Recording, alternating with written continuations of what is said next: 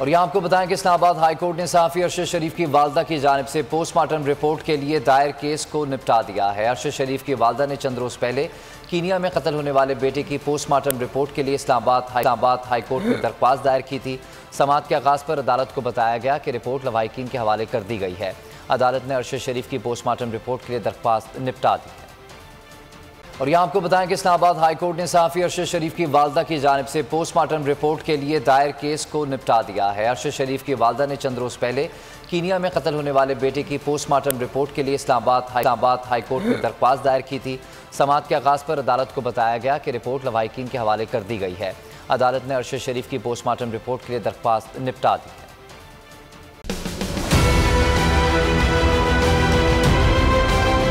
बोल ने हमेशा हक और सदाकत का साथ दिया, सच के साथ खड़ा रहा। हम हैं मिसाल अब्र, मगर इस हवा से हम डर कर सिमट ही जाएंगे, ऐसे भी हम नहीं। बड़ी मुश्किलात, बड़े बड़े चैलेंजेस, सिर्फ बोल खड़ा रहा, बोल डटा रहा। है उसकी आदत डरा रहा है, मेरी फितरत डरा नहीं हूँ मैं, और ये ईमान की ताकत की वजह से।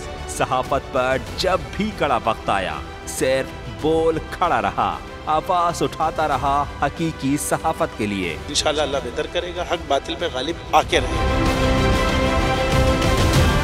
बोल को है जरूरत अवाम के दुआओं की। आई लव बोल। बोल को वेलकम आजादी मार्च के लिए मैं बोल को मैं दाद देना चाहता हूँ। बहुत अच्छी कवरेज की है, ये मार्च की तो जबरदस्त कवरेज की, बोल की प्रॉब्लम सबसे बेस्ट। इज़हार आसाती के लिए, पाकिस्तान के लिए, पाकिस्तानी अवाम के लिए।